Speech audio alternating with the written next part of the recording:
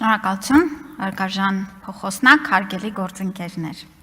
Նախ շնորհակալ եմ բարձրացված բոլոր հարցերի, դիտարկումների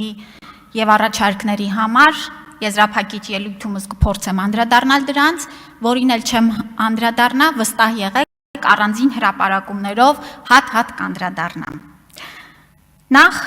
մի քանի կարևորագույն շեշտադրում ռիսկերի կառավարման մասով։ Այո,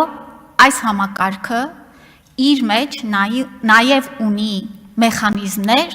որոնք պետք է հնարավորինս կառավարեն ռիսկերը։ Բայց հենց ինքնին համակարգն է գլխավոր ռիսկի կառավարիչը։ Հարգելի գործընկերներ, սիրելի ժողովուրդ, մեր գործընկերները ասում են, բա որ խոսքը մեծանա, բա որ մարդիկ սկսեն դիմել բժշկական կենտրոններ, ինչպես են կանելու, բայց չեն անդրադառնում, բայց այն, որ հենց այդ խնդիրը կա, որ մարդիկ տարիներով չեն կարողանում դիմել բժշկի, ինքնին ռիսկն է ամենամեծ։ Եվ մեր կողմից հաշվարկման մեխանիզմում, այո, կան գործիքներ, որոնք պիտի կառավարեն հոսքերը հերթերի ձևով, այո, արդյոք լինելու են հերթեր, իհարկե կարող են լինել հերթեր։ Սրանք պետք է կառավարվեն եղած մեր կարողությունները ընդլայնելու ձևով, պարոն Արշակյանը նշեց, միայն այս նախաձեռնության արդյունքում արդեն իսկ, թե պետությունն է հավելյալ ներդրումներ անում, եւ թե մասնավոր ընկերություններն են հավելյալ ներդրումներ անում դիմելիությունը ապահովելու համար։ Ինչ ենք ուզում անենք։ Գլխավոր հարցը։ Ուզում ենք, որ մարդը, երբ որ ընկնում է ձմեռը, ոտքը կոտրում է, տարեց անձնավորությունը եւ անհրաժեշտ է վիրահատություն մետաղական կոնստրուկցիայով, չմնա շիվարած հիվանդանոցի դռանը, չսկսի զանգել բարեկամներին եւ չսկսի փնտրել միջոցներ, թե ինչպես այդ վիրահատության համար կարողանա միջոցներ հայթայթի։ Սա ենք ուզում անել, որ այն անհրաժեշտը, որը մարդու կյանքն է փրկում, որը մարդուն հնարավորություն է տալիս հնարինս վերականգնելու իր վիճակը, հնարավոր լինի ապահովագրության շրջանակում ապահովել։ Արդյոք սա նշանակում է, որ ձրի է, անվճար է, ոչ, սրա համար վճարում է պետությունը, եթե դուք ապահովագրվում եք պետության կողմից, դուք, եթե դուք եք ձեր ապահովագրավճարը վճարողը։ Ինչ ենք ուզում անել։ Ուզում ենք, որ մեր ժողովուրդը ապրի երկար եւ ապրի հնարավորինս առողջ, կյանքի որակը բարձր լինի։ Սա է մեր ուզածը եւ ցույց է տալիս մեր վերջին տարիներին քաղաքականությունը, որ այս ներդրումները իրենց արդյունքը տալիս են։ Այստեղ հնչեցին մի քանի կշտամբանքներ, բա ստեղծում եք մեգապետական կառույց, բան եք անում, պետությունը կառավարիչ չի լավ։ Հարգելի գործընկերներ, ես կարծում եմ, որ նման նարատիվը մեզ հատուկ է տարիներով փաթաթվել, պետությունը լավ կառավարիչ չի։ Ինչու՞։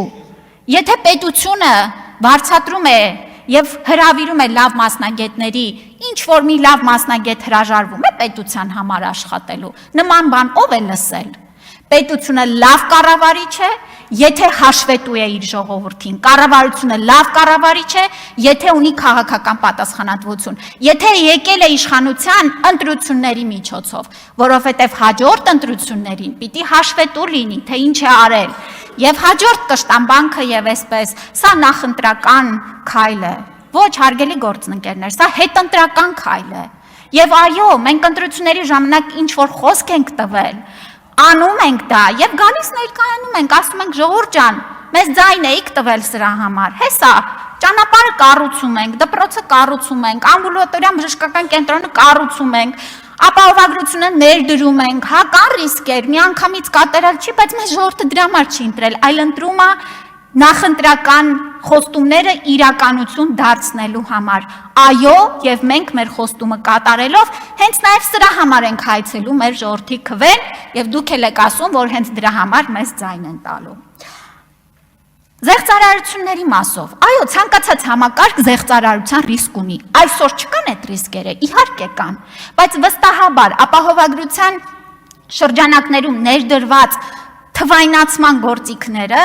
շատ ավելի մեծ հնարավորություն են տալիս այդ զեղծարարությունները կանխելու։ Հաջորդիվ, ասում ենք անորոշություններ։ Ժորժ ջան, կյանքը ընդհանրապես անորոշությունների մասին է, եւ այս 26 օրենքների փոփոխությունների նախագիծը մի ամբողջ օրինագիծ հենց այդ անորոշությունները բերելու եւ որոշակիություններ ստեղծելու մասին է, եւ ես շատ ուրախ եմ, որ այստեղ միակ անորոշությունը մնացել է այն ցանկը, որը վաղուց ի վեր, նորից եմ կրկնում, հայցակարգի շրջանակներում հրապարակված է եղել եւ առաջիկայում էլ կհրապարակվի։ Այնպես որ կարծում եմ, որ այո, սա շատ բարդ բարեփոխում է։ Այո, ես նաև հենց սկզբից ուզում եմ մեր քաղաքացիների համբերությունը եւ համագործակցությունը հայցելու։ Ժորժ ջան, մենք իրար հետ կառուցում ենք շատ կարևոր համակարգ, ենթակառուցվածք, մեր շահերին